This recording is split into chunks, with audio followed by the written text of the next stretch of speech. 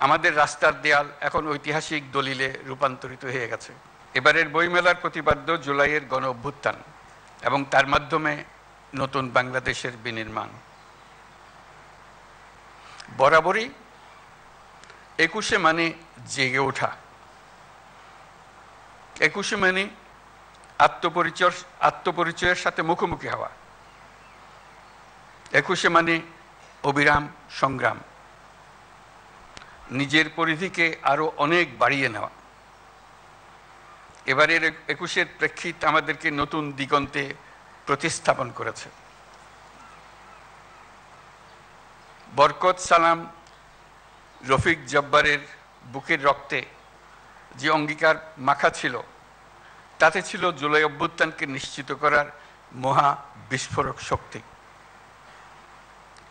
অর্ধ শতাব্দী পর এই মহাবিস্ফোরণ গণ অভ্যুত্থান হয়ে দেশ পাল্টে দিল। এই বিস্ফোরণ আমাদের মধ্যে নতুন বাংলাদেশ গড়ার প্রত্যয় গ্রথিত করে দিয়ে গেল। ১৭ কোটি মানুষের প্রতিজনের সত্তায় এই প্রত্যয় গভীরভাবে গ্রথিত হলো। অমর একুশের এই অনুষ্ঠানের মাধ্যমে আমরা এই প্রত্যয়ে শপথ নিতে এসেছি। ২১ আমাদের মূল সত্তার পরিচয়।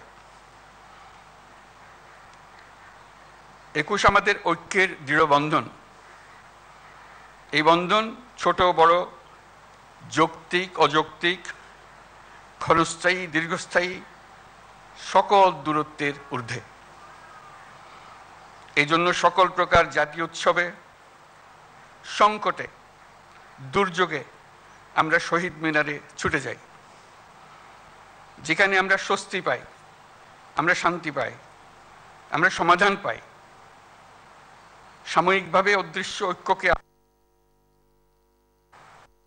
মাত্র ৬ মাস আগে জুলাই অভ্যুত্থান জাতিকে এক ঐতিহাসিক গভীরতায় ঐক্যবদ্ধ করে দিয়েছে, যার কারণে আমরা অর্থনৈতিক, রাজনৈতিক, প্রাতিষ্ঠানিক এবং মানবিক দিক থেকে বিধ্বস্ত এক দেশকে দ্রুততম গতিতে আবার উদ্দিষ্ট গন্তব্যে পৌঁছানোর জন্য তৈরি করার প্রস্তুতি নিতে সাহস খুঁজে পেয়েছি। ২১-এর টান বয়সের ঊর্ধ্বে, প্রজন্মের ঊর্ধ্বে। ২১-এর টান প্রজন্ম বিস্তৃত হয়েছে, শুধু তাই নয়, এই টান গভীরতর হয়েছে, আমাদেরকে দুঃসাহসী করেছে। ছাত্র জনতার অভ্যুত্থান তারই জ্বলন্ত প্রমাণ।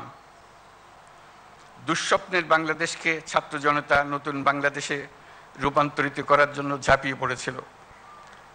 তারা অসম্ভবকে সম্ভব করে দেখিয়েছে। আমাদের তরুণ তরুণী, কিশোর কিশোরী রাস্তার দেয়ালে দেয়ালে তাদের স্বপ্নগুলো, তাদের আকাঙ্ক্ষাগুলো, তাদের দাবিগুলো অবিশ্বাস্য দৃঢ়তায় এঁকে দিয়েছে।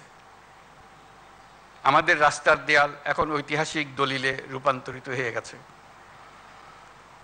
এগুলির স্থান এখন আমাদের বুকের মধ্যে এবং জাদুঘরে হওয়া ছাড়া আর কোনো বিকল্প নেই। আমি অভিনন্দন জানাচ্ছি বইমেলার উদ্যোক্তাদের। তারা এই দেয়াল চিত্রগুলো মেলায় আসা এবং যাওয়ার পথে সুন্দরভাবে উপস্থাপন করেছেন। তাদের উদ্দেশ্যে আমরা একটা হাততালি দেই। বাংলা একাডেমি আয়োজিত বইমেলা আমাদের জাতীয় জীবনের এক অবিচ্ছেদ্য অংশে পরিণত হয়েছে। ক্রমে ক্রমে এর গুণগত আয়োজনগত বিবর্তন হতেই থাকবে। বইমেলায় হাজির করার জন্য লেখক লেখিকারা সারা বছর প্রস্তুতি নিতে থাকেন যথাসময়ে নিজ নিজ বই সমাপ্ত করার জন্য। প্রকাশকরা অনেক আয়োজন করেন নিজেদের বইগুলো যথাসময়ে হাজির করার জন্য, গুণগত প্রতিযোগিতা সৃষ্টি করার জন্য এবং আগ্রহ বাড়ানোর জন্য। প্রতি বছর বিষয়ভিত্তিক সেরা লেখক স্বীকৃতির আয়োজন করলে লেখকরা এই স্বীকৃতি পাওয়ার জন্য এবং সেরা লেখকরা সেরা প্রকাশক পাওয়ার জন্য অনেক সহায়ক হবে। আমি এই প্রস্তাব দিচ্ছি। আমরা যদি ২১-এর ভাষা আন্দোলনকে আরো গভীরতর প্রেক্ষিতে স্বাধিকার আন্দোলন হিসেবেও দেখি, তাহলে অমর ২১-এর গণ্ডি বৃহত্তর হয়ে দাঁড়ায়। তখন আমরা ভিন্ন প্রতিষ্ঠানের মাধ্যমে কিশোর কিশোরী, তরুণ তরুণীদের তাদের সৃজনশীলতার জন্য স্বীকৃতি দিতে পারি, নতুন উদ্যোক্তা হওয়ার জন্য স্বীকৃতি দিতে পারি।